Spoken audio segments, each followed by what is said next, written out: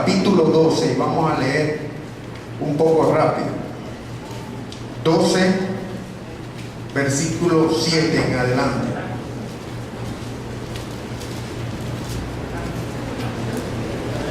O 6, para completar la idea. Dice así: de manera que, teniendo diferentes dones según la gracia que nos es dada, si el de profecía, úsese conforme a la medida de la fe, o si de servicio, en servir; el que enseña, en la enseñanza; el que exhorta, en la exhortación; el que reparte, con liberalidad; el que preside, con solicitud; el que hace misericordia, con alegría. El amor sea sin fingimiento. Aborreced lo malo, seguid lo bueno, amaos los unos a los otros con amor fraternal; en cuanto a honra, prefiriéndoos los unos a los otros; en lo que requiere diligencia, no perezosos, fervientes en espíritu, sirviendo al Señor; gozosos en la esperanza, sufridos en la tribulación, constantes en la oración; compartiendo para las necesidades de los santos, practicando la hospitalidad; bendecid a los que os persiguen, bendecid y no maldigáis; gozaos con los que se gozan, llorad con los que lloran; unánimes entre vosotros, no altivos, sino asociándoos con los humildes; no seáis sabios en vuestra propia opinión; no paguéis a nadie mal por mal; procurad lo bueno delante de todos los hombres; si es posible, en cuanto dependa de vosotros, estad en paz con todos los hombres. No os venguéis vosotros mismos, amados míos, sino dejad lugar a la ira de Dios, porque escrito está: mía es la venganza, yo pagaré, dice el Señor. Así que, si tu enemigo tuviere hambre, dale de comer; si tuviere sed, dale de beber; pues haciendo esto, ascuas de fuego amontonará sobre su cabeza. No seas vencido de lo malo, sino vence con el bien al mal. Y ahora, capítulo 13 dice: sométase toda persona a las autoridades superiores, porque no hay autoridad sino de parte de Dios, y las que hay por Dios han sido establecidas, de modo que quien se opone a la autoridad, a lo establecido por Dios, resiste, y los que resisten acarrean condenación para sí mismos, porque los magistrados no están para infundir temor al que hace el bien, sino al malo. ¿Quieres pues no temer la autoridad? Haz lo bueno, y tendrás alabanza de ella, porque es servidor de Dios para tu bien.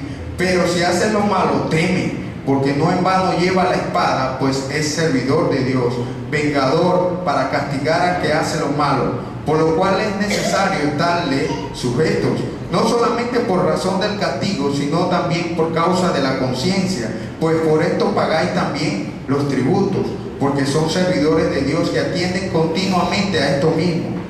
Pagad a todos lo que debéis: al que tributo, tributo; al que impuesto, impuesto; al que respeto, respeto; al que honra, honra. No debáis a nadie nada, sino el amaros unos a otros, porque el que ama al prójimo ha cumplido la ley. Porque no adulterarás, no matarás, no hurtarás, no dirás falso testimonio, no codiciarás, y cualquier otro mandamiento en esta sentencia se resume: amarás a tu prójimo como a ti mismo. El amor no hace mal al prójimo, así que el cumplimiento de la ley es el amor. Y esto, conociendo el tiempo, que ya es hora de levantarnos del sueño, porque ahora está más cerca de nosotros nuestra salvación que cuando creímos. La noche está avanzada y se acerca el día. Desechemos pues las obras de las tinieblas y vistámonos las armas de la luz. Andemos como de día, honestamente, no en glotonerías y borracheras, no en lujurias y lascivias, no en contiendas y envidia, sino vestidos del Señor Jesucristo, y no proveáis para los deseos de la carne. Es interesante lo que Pablo habla y lo que ahora manda hacer a la iglesia en el capítulo 13. Muchos comentaristas dicen que no encaja el capítulo 13 en todo el contexto exquisito de doctrina del cual Pablo viene hablando. Han buscado muchísimas cosas, han dicho que este capítulo no estaba en el canon original cuando se escribió, que han dicho muchísimas cosas, pero realmente cuando leemos todo el pasaje nos damos cuenta que Pablo, al igual que en estos días, como está la iglesia, manda a enfocarse en el Dios del cielo, manda a enfocarse en lo celestial, en las cosas en las cuales tú y yo tenemos esperanza. Entonces, para comenzar, primero debemos hacer un poco de historia y de contexto político en el cual se encontraba Pablo cuando escribe la carta y la iglesia que estaba en Roma. Es decir, vamos a ver cuál es la semejanza y cómo podemos hacer una semejanza de la iglesia a la cual escribe Pablo y los acontecimientos y la iglesia en la actualidad. Para eso debemos conocer quién fue Pablo.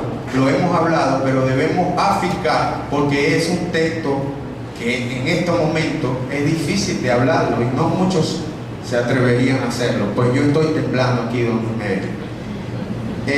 el autor, primeramente, era ciudadano romano, y por ser ciudadano romano tenía ciertos privilegios, el cual él en muchas ocasiones lo dijo en cuanto a celo perseguidor de la iglesia, y persiguió la iglesia hasta que el Señor lo llamó y le dijo: Pablo, ¿por qué me persigue?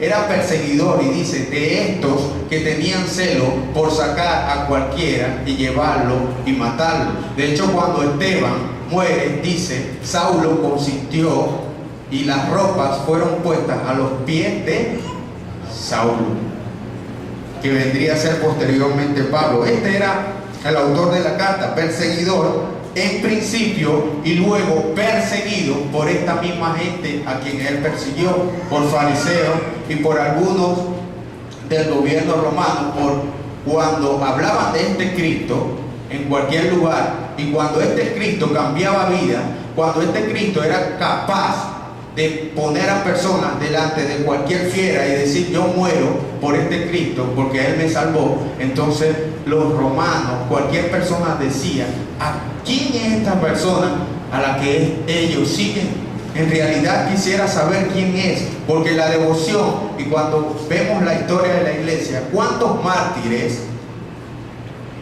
a través de la historia murieron por la causa de Cristo? Y eso fue causa de testimonio para autoridades, para perseguidores de fariseos y de la ley hebrea, judía, y para muchas personas. Era ejemplo porque confiaban y tenían esperanza en un Dios. Entonces Pablo, perseguidor, luego perseguido. En muchas veces el apóstol fue torturado, azotado y perseguido, y quisiera que leyera, alguien me pudiera ayudar en leer Hechos 16, 37, 40.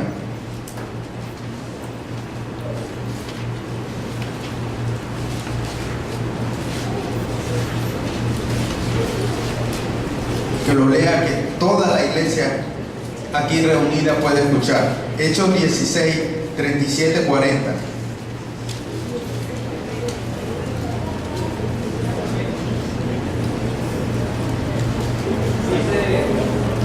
Pero Pablo les dijo: después de azotarnos públicamente, sin sentencia judicial, siendo ciudadanos romanos, nos echaron en la cárcel, y ahora nos echan encubiertamente. No, por cierto, si no vengan ellos mismos a sacar.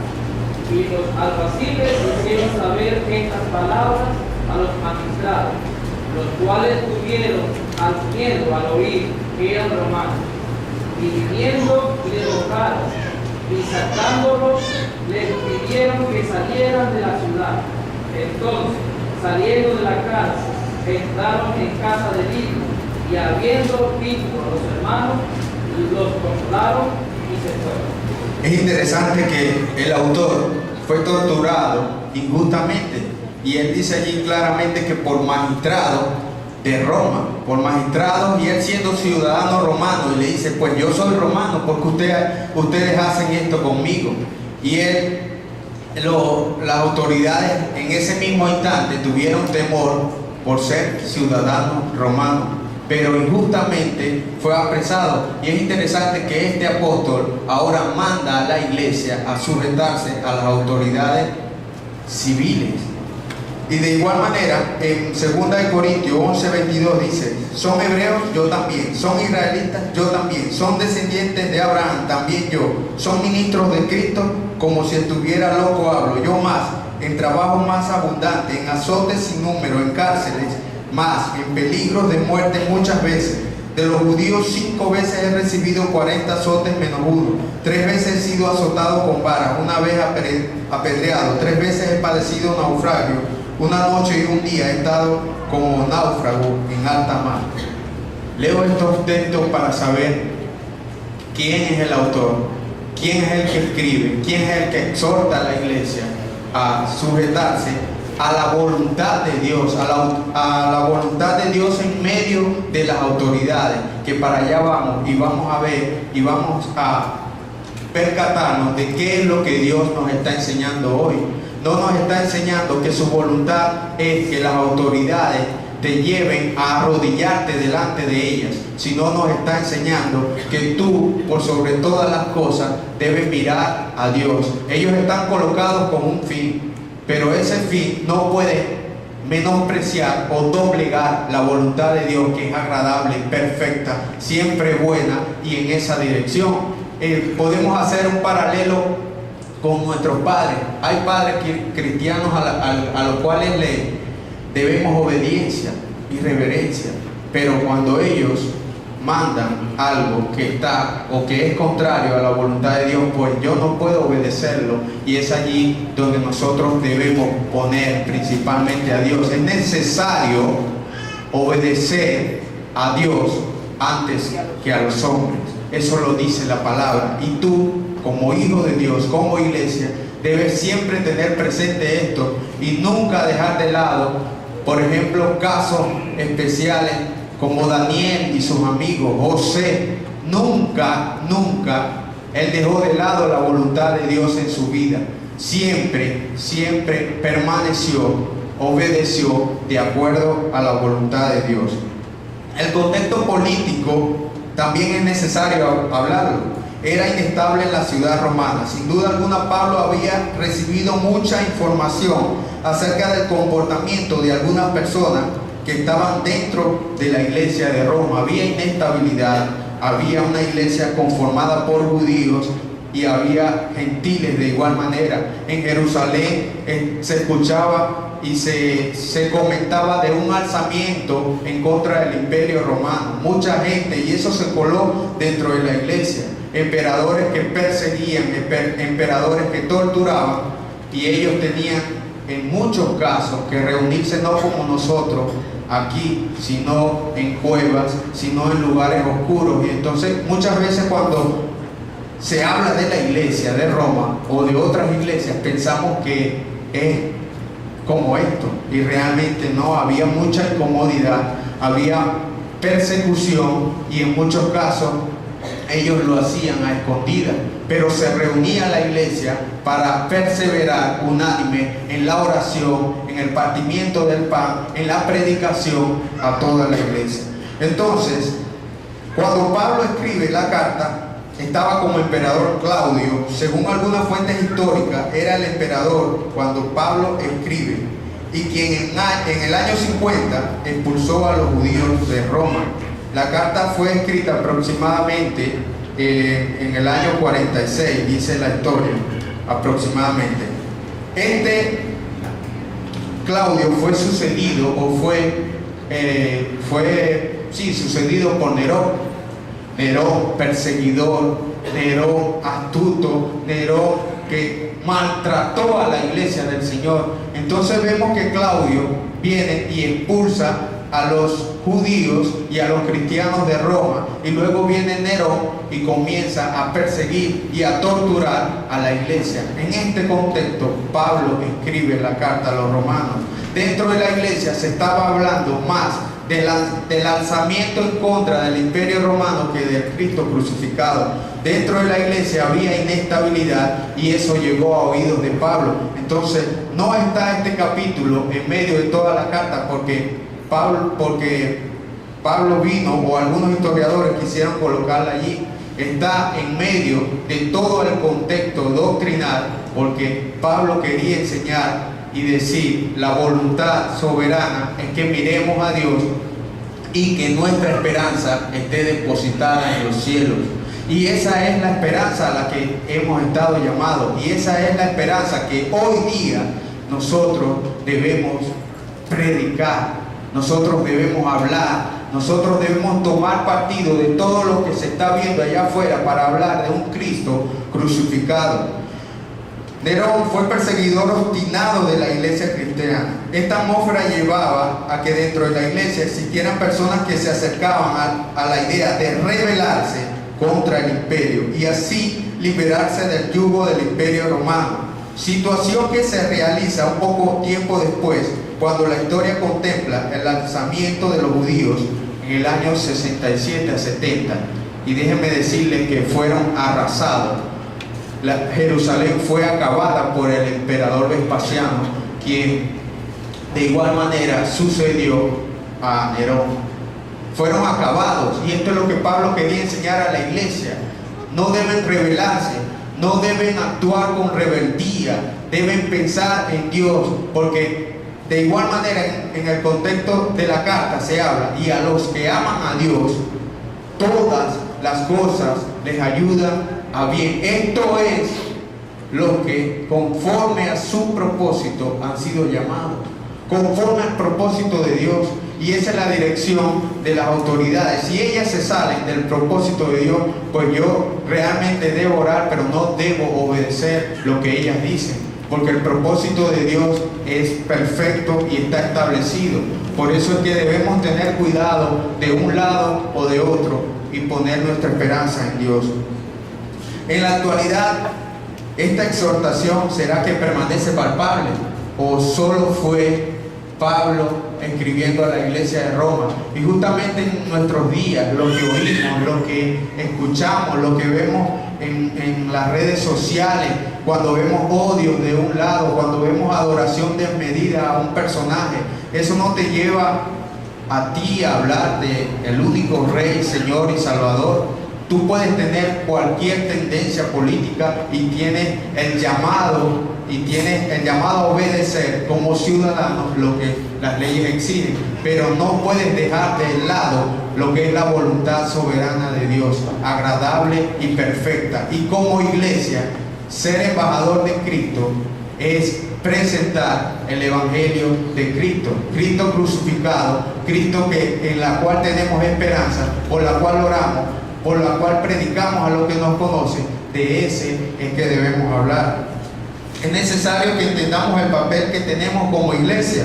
Pablo quería, por medio de esta exhortación, sacar a la iglesia del contexto erróneo de una ciudadanía terrenal. Recordemos que los judíos esperaban a un Cristo que arrasara con todas las demás naciones. Pues ese no fue el Cristo que vino un Cristo el cual fue silenciado, no profirió ninguna palabra y ofensa a los que lo maltrataban. Cuando vino Pedro y cortó la oreja de aquel hombre, él lo sanó y le dijo: no, esto no es lo que yo quiero, la violencia no, pues yo quiero es que ustedes amen a todo el mundo. Y lo podemos ver cuando los sentó a los 12 en una mesa a comer del mismo pan. Y sabe, había un celote allí, un celote entre los 12, Simón el celote. ¿Y sabes qué es un celote? Un rebelde, un guerrillero, una persona que quería acabar con el imperio.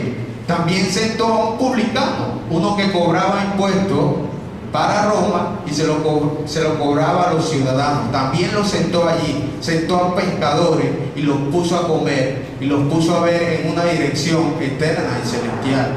¿Salieron los ideales de ellos? No, pero los sentó y les dijo: yo no quiero que tú estés aquí, yo quiero que tú estés conmigo sentado y que puedas mirar la esperanza gloriosa y puedas llevar esa predicación a todo el mundo. Y ellos escucharon al Señor. Los 11, luego muchísima gente. Todas las cosas nos ayudan a bien a lo que conforme al propósito de Dios han sido llamados. Un propósito celestial te permite aceptar la voluntad de Dios en medio de situaciones que parecieran injustas. Para nosotros el amor desmedido de Dios parece injusto. Cuando en el Sermón del Monte le decía, en el pasado se decía amar a los que te aman y desechar a los enemigos, ahora yo te digo, amad a vuestros enemigos. Eso cayó aún en sus discípulos y aún sigue cayendo en nosotros como una piedra. Es cuando nosotros aún no hemos comprendido el valor y el amor de Dios. Es la deuda que aún seguimos teniendo y para allá vamos con la humanidad. Con ese amor que Cristo depositó en nuestros corazones, aún nosotros seguimos debiendo, porque en parte conocemos, en parte profetizamos, y es necesario que podamos pedir a Dios que nos enseñe y nos muestre cada día de su amor, un amor infinito, un amor que puede amar a los enemigos. ¿Y cuán difícil es eso? Qué dura es esta palabra. Un propósito celestial. Situaciones que parecieran injustas bajo el yugo romano estaban ellos. De la misma manera Cristo lo mostró por medio de su muerte en la cruz, la voluntad y propósito a los 12, dejando cada uno sus ideales radicales e individuales y trasladándolos a un pensamiento eterno con la mirada puesta en las cosas celestiales. Por eso la pasión de ellos por la predicación del Evangelio. ¿Cuál es tu pasión? Hemos hablado de la pasión de Cristo, de la pasión de sus seguidores. Muchos se apasionan por un ideal, otros se apasionan por cosas materiales, pero Dios los sentó y los enseñó a los 12 a tener pasión por su palabra y pasión por esa muerte y resurrección vivida y palpada por ellos. En segundo lugar, ahora sabiendo y entrando al contexto con quién fue que escribió, cómo estaba la iglesia en Roma, ahora vamos al primer versículo y dice: sométanse toda persona a las autoridades superiores. Suena duro cuando lo leemos a primera instancia, y quisiera leer lo que dice el diccionario acerca de someterse, y creo que es el mejor concepto que pude encontrar. Dice: someterse, actuar según la voluntad de alguien sin oponer resistencia. ¿Y a qué voluntad se refiere cuando el Señor dice sométase a todas las autoridades civiles? ¿A qué voluntad? Está hablando de la voluntad de Dios. Cuando ellos dejan de un lado la voluntad de Dios, pues yo no puedo someterme a algo que vaya en contra de la voluntad de Dios. Yo debo decir a voz abierta de que primero está Dios en mi vida, primero es su voluntad y va en contra de cualquier cosa humana, y es allí cuando puedo decir a voz abierta: es necesario obedecer a Dios antes que a los hombres. Las autoridades civiles fueron establecidas por Dios para que ejerzan voluntad soberana de Él, de acuerdo a los principios que parten de Dios mismo. En otras palabras, debemos someternos a autoridades que de verdad apunten a los principios establecidos por Dios en su palabra. En algunas circunstancias también pudiéramos estar luchando en contra de lo que Dios quiere enseñar a la iglesia. Por eso te decimos que en cualquier circunstancia debemos depender de Dios y tener esperanza en Él, porque a lo que estamos llamados es a llevar su palabra en medio de cualquier situación. Nosotros estamos aquí libres, pero en África y en muchas ciudades donde hay persecución, estos hermanos siguen llevando el Evangelio. En Roma, en medio de la persecución, Pablo les exhortaba a que pensaran en las cosas celestiales, buscar las cosas de arriba, pensar en lo que Cristo nos ha mandado, y a eso estamos llamados como iglesia. Realmente ejercemos nuestros derechos civiles, pero más allá de lo que suceda, debemos tomarnos de lo que el Señor nos dice, porque su voluntad es esa, que pensemos más allá de lo que nosotros vemos, que no nos afinquemos en la tierra, porque en la tierra mucha gente deposita su esperanza, y por eso muchos hoy lloran. Muchos hoy lloran a cualquier persona, muchos hoy están desesperanzados, muchos hoy también le parte una esperanza, pero en una dirección terrenal. No deposites tu mirada en una dirección terrenal, porque pase lo que pase, nosotros estamos llamados como iglesia a esperar su sana y divina voluntad. Sin embargo, en muchas ocasiones esta autoridad dicta se separa de los principios establecidos por Dios. En ese caso, recordemos que aunque sigan siendo autoridad, es imperativo que obedezcamos a Dios antes que a cualquier persona. Le daba el ejemplo de nuestros padres, le daba el ejemplo de cualquier autoridad en tu trabajo. Tú le debes dar respeto porque es tu jefe.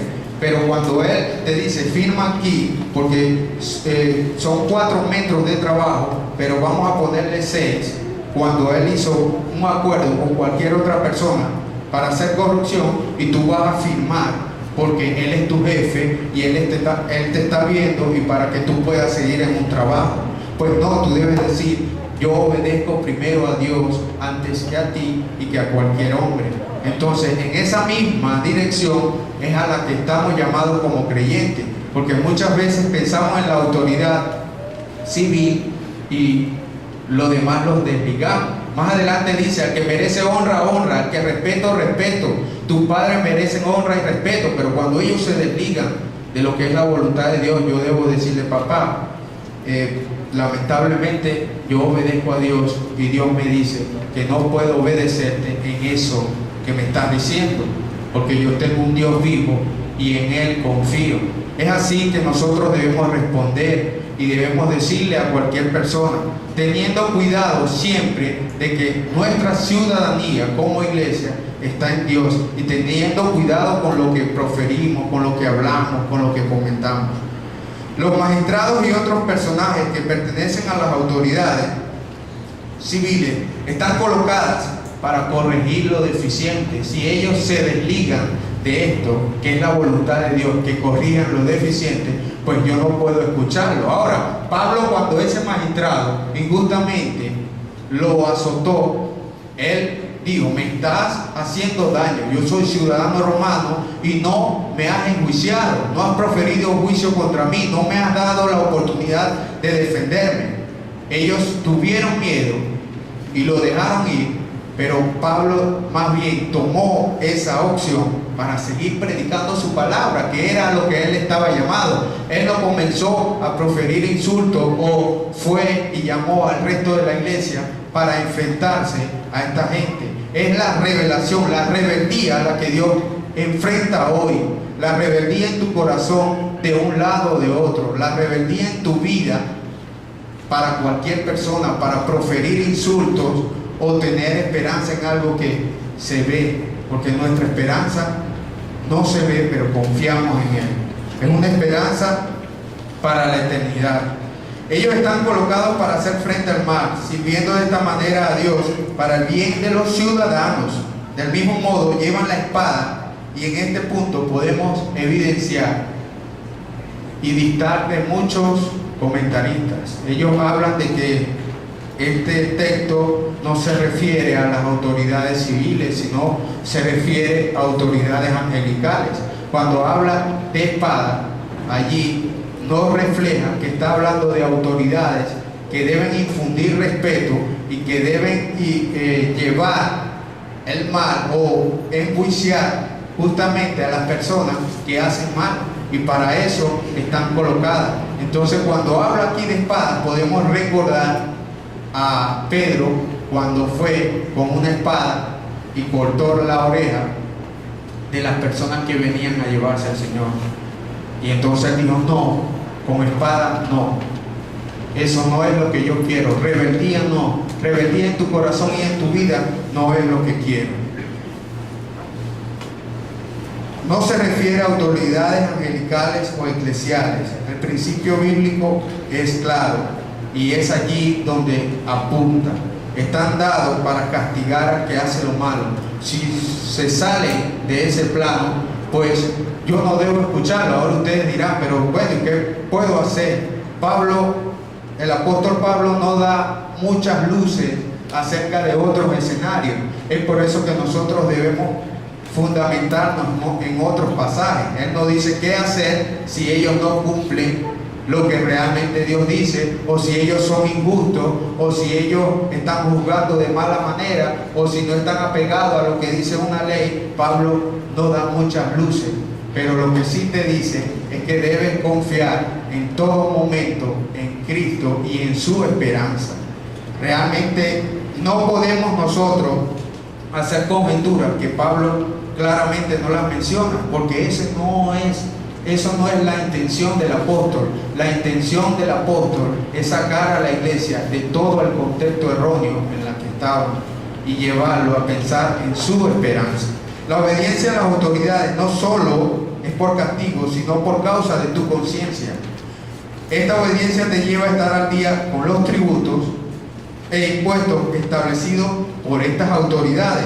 En muchas ocasiones hay muchos cristianos, y lo he evidenciado, que tratan de evadir tipos de impuestos o evadir cosas a las que como ciudadanos han sido llamados. Y vemos el ejemplo de nuestro Señor Jesucristo. Él pagó el impuesto del templo, pero también pagó, y es cuando dice: dad a César lo que es de César y a Dios lo que es de Dios. Es necesario que si tú estás en contra de cualquier autoridad, eso no te lleva a ti a dejar de pagar los tributos o impuestos establecidos por una nación, porque estarías evadiendo un principio que el mismo Señor nos dice. Jesucristo mismo pagó los impuestos del templo y los del Estado. Al final de cuentas es necesario no deber a nadie nada, no solo en la parte económica, sino en cuanto a honra a lo que se deben honrar y respeto a lo que se deben respetar. Es por ello que las autoridades civiles son un paralelo de la autoridad dentro del hogar, nuestros padres, nuestros jefes, los que merecen honra y respeto, pero siempre enfocado en la voluntad de Dios y siempre teniendo como imperativo, y es lo que debemos llevarnos hoy al salir de aquí como iglesia: obedecer a Dios en primera instancia, ante que cualquier hombre, ante que cualquier magistratura civil, ante que cualquier instancia terrenal. Pues es necesario que yo obedezca a Dios antes que a los hombres. Es necesario también enfocarnos en que el mismo Señor pagó impuestos y tributos. Es necesario pensar también en que nosotros debemos tener respeto por lo que son nuestros pastores, por lo que son nuestros líderes, por lo que son nuestros jefes en los lugares de trabajo, los que son profesores, los que están en cualquier instancia, debemos respetarlo. Y es a esto lo que viene hilvanando el apóstol. Está diciendo y va direccionando hacia el amor por el prójimo. Y es por eso que esto no se desliga de todo el contexto del pasaje. Por eso leía Romanos 12, donde él dice: amaos los unos a los otros. Ahora viene y comienza a hablar de la sujeción a las autoridades, y ahora el apóstol los lleva a pensar en que toda la ley se cumple, y es el punto 3, en el amor al prójimo. ¿Por qué hizo Pablo? Doctrina exquisita, especial, enseñanza a la iglesia, amor, sujeción a la autoridad, y ahora ámense unos a otros.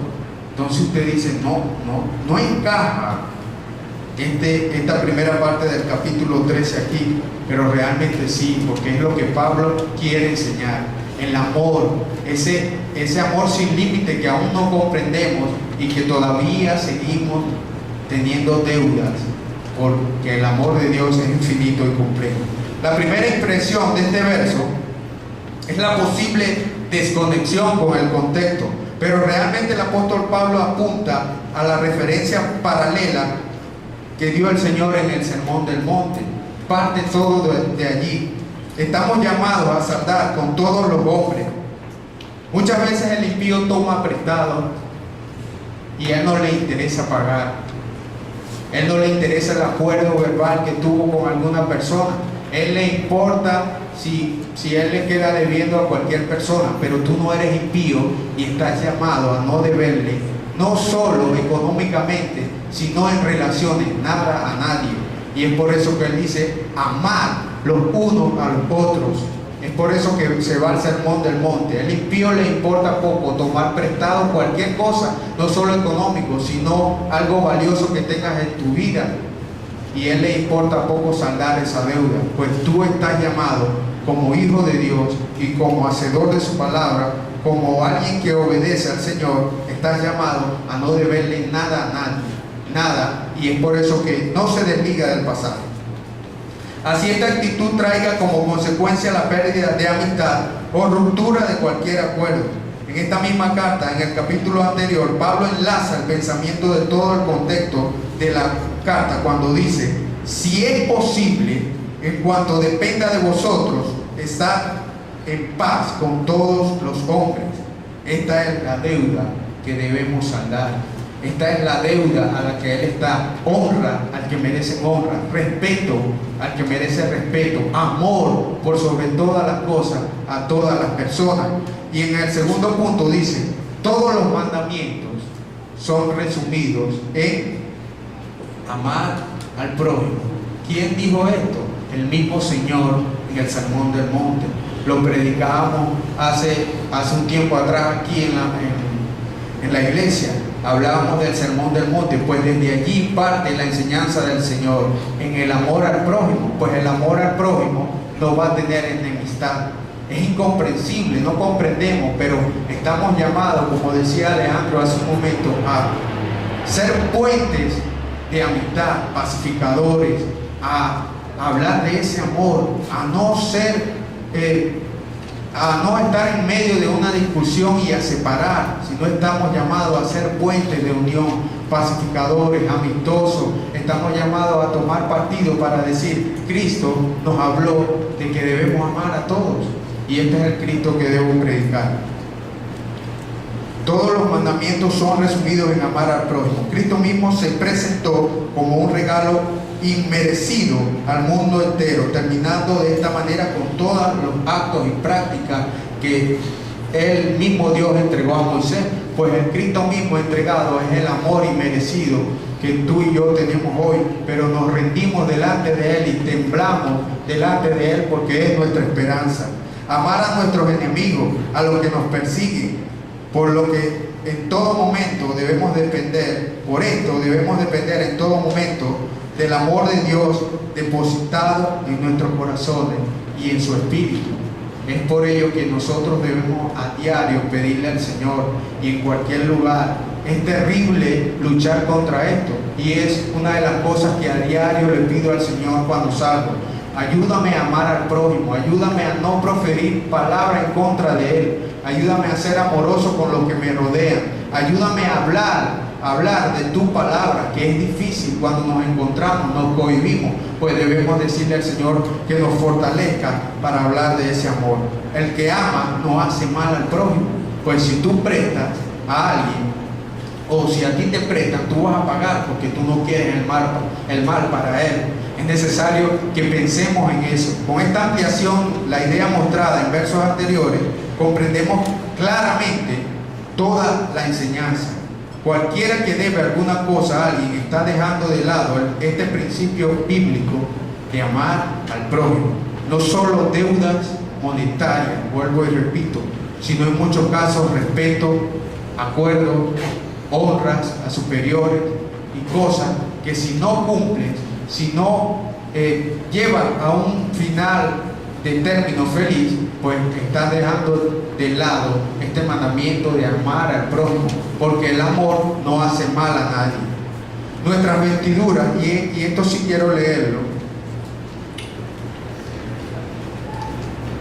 verso 11, quiero volver a leerlo porque esta es la esperanza a la que estamos llamados. Dice el apóstol: y esto, conociendo el tiempo, que es ya hora de levantarnos del sueño, porque ahora está más cerca de nosotros nuestra salvación que cuando creímos.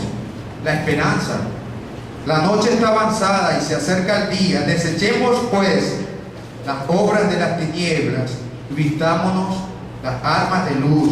Andemos como de día, enseñando al Señor. No escondas lo que el Señor te ha dado, como de día, relucientes, hablando de Él. No escondas. Si lo escondes es porque estás fingiendo algo que no practicas. No en glotonerías, borracheras, no en lujurias y lascivias, no en contiendas y envidia, sino vestidos del Señor Jesucristo, y no proveáis para los deseos de la carne. Mucha gente está hoy sentada aquí, y eso es lo que debemos decir, y estamos llamados, cuando Dios nos da la oportunidad de predicar, a decir que no fijas una fe que no practicas. No fijas. Ten tu esperanza puesta en ese Señor que te dice, levántate del sueño, ya estás cerca. Y esa es nuestra esperanza, ya está más cerca que cuando el apóstol le predicaba a la iglesia de Roma. Pues hoy ha pasado mucho tiempo y decimos, pues está más cerca, y esa es nuestra esperanza. Cada día nos acercamos. Yo no sé cuál es tu esperanza, pero en esa esperanza yo confío de como iglesia estar hablando, entonando alabanzas al único Rey Cordero que merece honra y gloria. Esa es mi esperanza, y esa debe ser tu esperanza, no aquí en la tierra.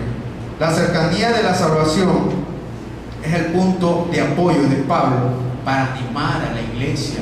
La cercanía de la salvación, pensando en ese amor derramado, era lo que él quería desmedidamente enseñar. Tu esperanza de salvación, animarte, sigue adelante, porque está más cerca. Y no que no eran salvos, sino le está diciendo, aún en parte lo conocemos, pero vendrá el momento, y ese es el momento que anhelamos, cuando estaremos con Él cara a cara. Y eso debe ser el pensamiento de cada cristiano.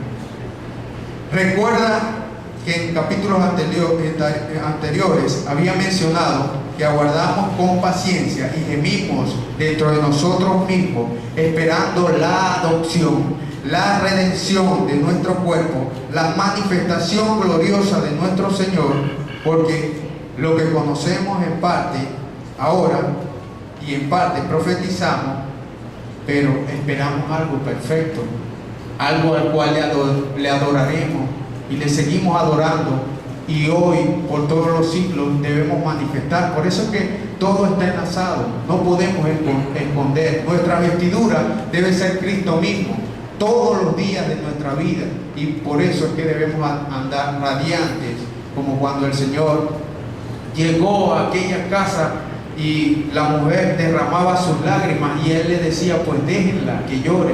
Yo entré aquí a este lugar y ustedes no hicieron nada conmigo. Pues esta mujer no ha cesado de llorar, arrepentida por ese Salvador. Entonces, esa es la honra que esta mujer le dio, y es la honra a la que estamos llamados. En esa esperanza viva estamos llamados a pensar, vivir, caminar, sabiendo que debemos levantarnos del letargo ponzoñoso, del sueño de esta tierra, del letargo de no tener vivamente y ávidamente y correr, socorrernos los unos a nosotros por la salvación que el Señor nos ha dado. Y pensemos que cada día está más cerca el retorno de nuestro Señor por su iglesia. Esa es la esperanza que cada uno de nosotros debemos tener, animarnos unos a otros, pues cada día está más cerca. Vestidos del Señor es una comparación de nuestro andar diario. Vístete del Señor, el único Salvador y Señor. Implica colocarse, andar como Él anduvo, ser imitadores de Él en su enseñanza, en su esperanza y en su resurrección. En ese amor y devoción, siendo Dios, oraba y clamaba al Dios Padre por todo lo que le venía. Y sabemos que como iglesia pasamos circunstancias como las actuales, que no comprendemos, que parecen para algunos injustas, que parecen para algunos en desesperanza, pero Pablo nos anima en medio de esto a decir, cada día está más cerca el regreso del Señor. Ninguna luz puede esconderse debajo de una cama. No podemos esconder lo que el Señor nos ha dado, andando honestamente, pensando, hablando y viviendo un verdadero evangelio. ¿Cuánta gente que está aquí en medio de nosotros, al salir de este lugar, son capaces de negar al Señor con sus vidas?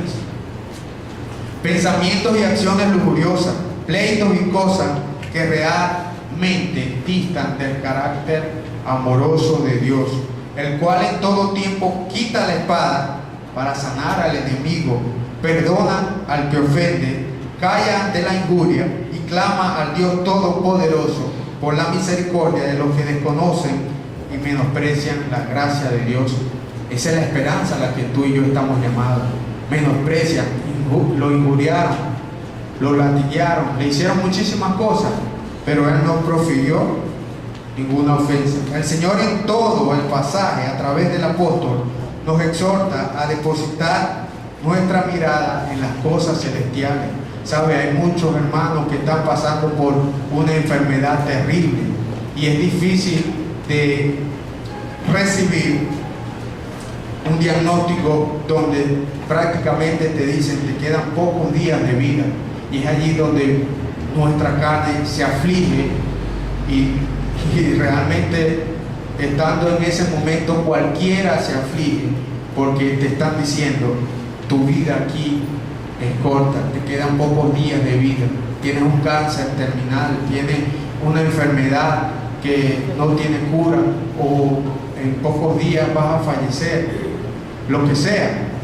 Es allí donde tiembla nuestra fe y nosotros debemos de igual manera no proferir ninguna palabra, porque ¿qué puedo yo decirle estando en buena condición a un hermano que pasa por esto?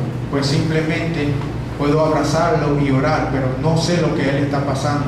Y es allí donde simplemente nosotros debemos tomar estos ejemplos y decir, pues Dios, confío y mi esperanza está en ti, porque los días están cortos para algunos, para otros un poquito más largos, pero algunos depositan su confianza y creen que van a vivir por la eternidad aquí en la tierra.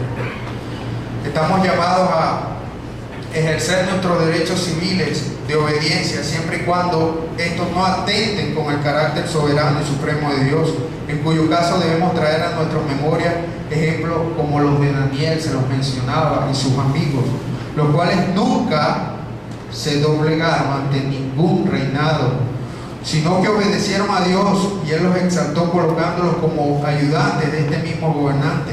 Pablo exhorta a la iglesia a no pensar en acciones rebeldes, a no tener pensamientos rebeldes e incrédulos, ya que muchos dentro de la iglesia pensaban en levantar las armas en contra del imperio, y esto se había colado dentro de la iglesia. Posiblemente en estos momentos se han colado muchísimos pensamientos en cristianos y están haciendo muchas cosas y no piensan en la esperanza del Señor. Hoy día esta enseñanza grita a nuestros oídos en medio de todos los eventos que se vienen suscitando en nuestra nación, depositando nuestra plena confianza en Dios. Pensemos en los 12 que nuestro Señor sentó en una misma mesa. Pensemos en ellos y sus ideales los dejaron allá. El Señor los sentó y les dijo, piensen en la esperanza. Y con un mismo pensamiento lo colocó: un rebelde celote, otro recaudador de impuestos, otros pescadores, otros radicales y patriotas. A estos puso el Señor en una misma dirección, y a estos nos sentó hoy 2013 aquí en esta iglesia, y Él nos ha enseñado hoy dónde debemos depositar nuestro pensamiento, nuestro corazón y nuestra esperanza. Por último, ¿qué vamos a hacer con todo lo que hoy se nos ha enseñado? ¿De qué vas a hablar mañana en el lugar donde te encuentres? ¿Qué esperanza le vas a dar a alguien que ha depositado su esperanza en un hombre? ¿O qué le vas a decir a alguien que ha renovado su esperanza también en un hombre terrenal? Entonces, es allí donde nosotros debemos tomar partido como iglesia, porque eres cuerpo de la iglesia, para predicar el evangelio. Pues estos momentos son los esenciales y especiales para yo decir, pues yo confío en un Cristo vivo y resucitado. Pues es necesario que dejes de hablar cosas que no están apegadas a la palabra de Dios, aunque muchas veces nosotros mismos lo que queremos hablar es eso, porque eso es lo que habla todo el mundo, lo que queremos escribir es eso, pero debemos tener cuidado, y es la exhortación en esta mañana. La obediencia a las autoridades va direccionada en la voluntad de Dios. Cuando éstas se desligan de la voluntad de Dios, es necesario que pensemos en los principios bíblicos enseñados por Dios en su palabra. Pero esto dista de usar cualquier tipo de rebeldía y acción violenta. Es por esto la exhortación de Pablo. Él mismo había sufrido en su carne la injusticia del imperio. Nuestro Señor Jesucristo fue enjuiciado injustamente. Sin embargo, apeló a permanecer y esperar el cumplimiento de la palabra. Todo esto mencionado para establecer la deuda de la iglesia de aquel entonces y la deuda de la iglesia actual. Amor. Y es allí donde el apóstol se dirige. Amor. Ámense unos a otros. No deban a nadie nada. Dios quiere que amemos aún al que nos hace mal. El amar es la deuda que tenemos que saldar a diario con el prójimo. Cualquier otro mandamiento se resume en este, para así permanecer en esperanza, aguardando la manifestación gloriosa de nuestro Salvador. Hoy caminemos como iglesia, alumbremos con el ejemplo de Cristo en cualquier lugar, levantemos puentes de unidad, reguemos nuestra ciudad con las buenas nuevas de salvación. Esto es lo que el Señor quiere que hagamos como iglesia, y a esto estamos llamados. El Señor nos ha enseñado hoy, y ha enseñado mi vida también, a depender cada día más de Él, a depender de Él, y es la dependencia del Señor lo que nos va a llevar a tener esperanza en Él. Depender de nuestro Señor es un llamado que tenemos como iglesia. En nuestros corazones debe arder el fervor de cristiano, de iglesia, de amor por el prójimo, de amor por el desesperanzado, por el que no conoce, por el que está allá afuera y merece misericordia. Vamos a orar pensando en todo lo que el Señor nos ha dicho y que haya sido su palabra que conforte nuestros corazones toda esta semana, que podamos seguir edificando la iglesia a través de su